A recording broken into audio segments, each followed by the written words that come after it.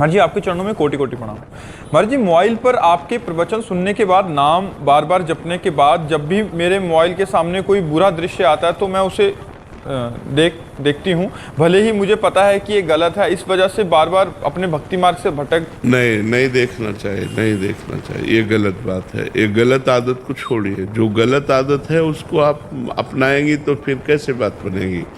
हमें भक्ति मार्ग में चलना है, अच्छे बनना। भक्ति मार्ग का मतलब कोई बाबा जी बनना नहीं होता है। भक्ति चक्रवर्ती सम्राट अम्बरीश जी भी कर रहे हैं।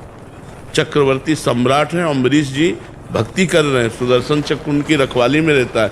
भक्ति का कोई तात्पर्य ऐसा नहीं कि वेश बदल लेना ही भक्ति है, या मतलब बाहरी दिखाओ, ये सब नहीं है। आप पैंट शर्ट में, आप सलवार कुर्ता में, आप साधारण वेश में भक्ति हो सकती है। क्योंकि भक्ति का मतलब होता है प्यार, अच्छे आचरण करना और दिल से भगवान को भजना। उसका मतलब बाहरी से केवल नहीं होता। अब हम लोग विरक्त हैं तो हमारा ये पोशाक है, हमारी बाहरी पोशाक भगवत स्वरूप है। आप लोग गृहस्थ हो, आप गृहस्थ में हो। लेकिन हमको गलत आचरण जो हम जानते हैं गलत है, अगर आप गलत दृश्य देखोगे तो गलत आचरण करने का मन होगा कि नहीं होगा, उसमें रुचि होगी कि नहीं। तो गलत आचरण करोगे तो फिर भक्ति का मतलब क्या रहा।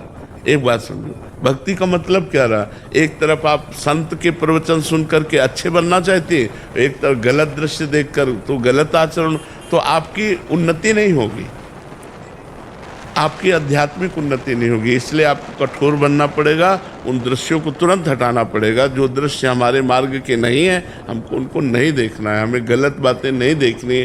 और आज हमारे नौजवान बच्चे गलत बातें देख देख कर बहुत ज़्यादा गलत होते जा रहे हैं, गलत आचरणों में प्रवृत्त होते जा रहे हैं। क्योंकि मोबाइल वो सब कुछ दिखा देता है, तो ये सब बातें अगर करोगे तो भक्ति कैसे होगी।